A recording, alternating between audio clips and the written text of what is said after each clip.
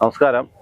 ഞാൻ പാപ്പനംകോട് സജി, മേലാങ്കോട് വാർഡിൽ നിന്നും NDA സ്ഥാനാർത്ഥിയായി മത്സരിക്കുന്നു. 2015 ഞാൻ ഈ വാർഡിൽ നിന്ന് വൻപിച്ച ഭൂരിപക്ഷത്തിൽ വിജയിച്ച ആളാണ്. അന്ന് 2485 വോട്ടിൻ്റെ ഭൂരിപക്ഷത്തിൽ ഈ വാർഡിൽ നിന്ന് വിജയിച്ചു. ആ സമയത്ത് നിരവധി വികസന പ്രവർത്തനങ്ങൾ ചെയ്യാൻ സാധിച്ചിട്ടുണ്ട്. ഈ ശ്രീരാഗം പുളിയറ റോഡ്, അതിൻ്റെ വികസനം അന്ന് ഞാൻ കൗൺസിലറായിരുന്ന സമയത്താണ് അത് പൂർത്തിയാക്കാൻ സാധിച്ചത്. അതുപോലെ തന്നെ പ്രധാനമന്ത്രി ആവാസ് യോജന പദ്ധതി പ്രകാരം ഈ വാർഡിൽ തന്നെ ഏകദേശം 200-ലധികം ആൾക്കാർക്ക് പുതിയതായി വീട് നൽകാൻ സാധിച്ചു. അതുപോലെ പുതിയതായിട്ട് നിരവധി റോഡുകൾ കൊണ്ടുവരാൻ സാധിച്ചു. ഇവിടുത്തെ ഈ വാർഡിൻ്റെ ഏറ്റവും വലിയ പ്രശ്നമെന്ന് പറഞ്ഞാൽ അത് കുടിവെള്ള പ്രശ്നമായിരുന്നു. ആ കുടിവെള്ള പ്രശ്നത്തിന് ശാശ്വതമായിട്ടുള്ള ഒരു പരിഹാരം കാണുവാൻ സാധിച്ചിട്ടുണ്ട്. സമ്പൂർണ്ണമായിട്ടും എല്ലാ പ്രദേശത്തും ജപ്പാൻ കുടിവെള്ള പദ്ധതി പ്രകാരം എല്ലാ പ്രദേശത്തും കുടിവെള്ളം എത്തിക്കുന്നതിന് വേണ്ടിയിട്ടുള്ള പദ്ധതി ചെയ്തിട്ടുണ്ട്. തീർച്ചയായിട്ടും ജനങ്ങൾ ഭാരതീയ ജനതാ പാർട്ടിക്ക് അനുകൂലമായിട്ടാണ് ചിന്തിക്കുന്നത്. ഇപ്പോൾ കഴിഞ്ഞ പ്രാവശ്യം ഈ വാർഡിൽ 500 വോട്ടിൻ്റെ ഭൂരിപക്ഷത്തിൽ വിജയിച്ചു. ആ സാഹചര്യം ഉണ്ടായിരുന്നു. അത്തരത്തിലുള്ള സാഹചര്യത്തിലേക്കാണ് വരുന്നത്. പക്ഷേ ഇപ്പോൾ അത്തരത്തിലുള്ള വോട്ടില്ല ഇവിടെ. കഴിഞ്ഞ പ്രാവശ്യം 10,000 വോട്ട് ഉണ്ടായിരുന്നു. ഇപ്പോൾ വെറും 6,000 വോട്ട് മാത്രമാണ് ഇപ്പോൾ ഈ വാർഡിൽ ഉള്ളത്.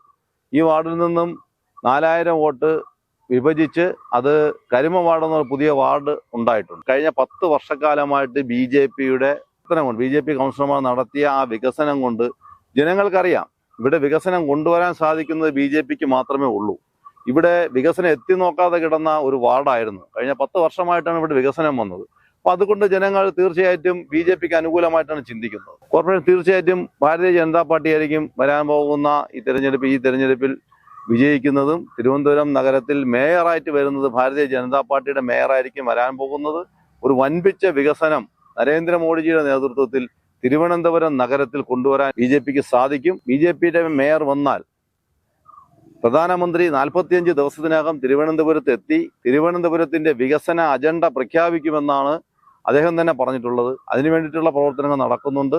തീർച്ചയായിട്ടും തിരുവനന്തപുരത്തിന്റെ മുഖച്ഛായ തന്നെ മാറാൻ പോവുകയാണ്. BJP വരുന്നതോടുകൂടി വൻപിച്ച വികസനം തിരുവനന്തപുരം നഗരത്തിന് എത്തിച്ചേരും. ഈ വാർഡിൽ സമ്പൂർണ്ണമായിട്ടുള്ള ഒരു വികസനമാണ് ഉദ്ദേശിക്കുന്നത്. കാരണം ഈ റോഡുകളുടെ എല്ലാം അറ്റകുറ്റപ്പണികളെല്ലാം തീർക്കുന്നു. അതുപോലെ തന്നെ ആനുകൂല്യങ്ങൾ ഈ മേലാങ്കോട് വാർഡിൽ വീടില്ലാത്ത ഒരു മനുഷ്യനും ഉണ്ടാവരുത് എന്നുള്ള ഒരു ലക്ഷ്യത്തിലേക്കാണ് പോകുന്നത്. കാരണം ഇനി കുറച്ച് ആൾക്കാർ കൂടി വീട് നൽകി കഴിഞ്ഞാൽ സമ്പൂർണ്ണമായിട്ടും എല്ലാ ആൾക്കാർക്കും വീട് ലഭിക്കുന്ന ഒരു സാഹചര്യത്തിലേക്ക് എത്തും. അതുപോലെ തന്നെ ഇവിടെ ഇപ്പോൾ സമ്പൂർണ്ണമായിട്ട് കുടിവെള്ള പദ്ധതി എത്തിക്കഴിഞ്ഞു, സമ്പൂർണ്ണമായിട്ട് വൈദ്യുതി എത്തിക്കഴിഞ്ഞു. ഇനി വീടും ആ ഒരു ലെവലിലേക്ക് കാര്യങ്ങൾ എത്തണമെന്നാണ് ചിന്തിക്കുന്നത്. അതുപോലെ തന്നെ രാഷ്ട്രീയ കക്ഷി അതിൽ നിന്നെല്ലാം ഉപരിയായിട്ട് എല്ലാവർക്കും വികസന പ്രവർത്തനങ്ങൾ എല്ലാവർക്കുമുള്ള ആനുകൂല്യങ്ങൾ നൽകിയിട്ടുണ്ട്. അതിൽ യാതൊരുവിധ പക്ഷപാതവും കാണിച്ചിട്ടില്ല. ജാതി മത രാഷ്ട്രീയ ചിന്തകളൊക്കെ അതീതമായിട്ട് എല്ലാവർക്കും കൊടുക്കാനുള്ള ആനുകൂല്യങ്ങളെല്ലാം കൊടുത്തിട്ടുണ്ട്. അതിനുശേഷം ഇവിടെ വീണ്ടും BJPയുടെ കൗൺസിലറാണ് വന്ന ശ്രീദേവി എന്ന് പറഞ്ഞ കൗൺസിലർ ഉണ്ടായിരുന്നു. അവരും സമ്പൂർണ്ണമായിട്ടുള്ളൊരു വികസനത്തിന് ഇവിടെ തുടക്കം കുറിച്ചിട്ടുണ്ട്. ഈ തെരഞ്ഞെടുപ്പിൽ ഞാൻ വീണ്ടും മത്സരിക്കുകയാണ്. ഇവിടുത്തെ സമ്പൂർണ്ണമായിട്ടുള്ള വികസനം പൂർത്തിയാക്കുന്നതിന് വേണ്ടിയിട്ട് വീണ്ടും എനിക്ക് താമര ചിഹ്നത്തിൽ വോട്ട് നൽകി വിജയിപ്പിക്കണമെന്ന് ഇവിടുത്തെ എല്ലാ ജനങ്ങളോടും അഭ്യർത്ഥിക്കുന്നു.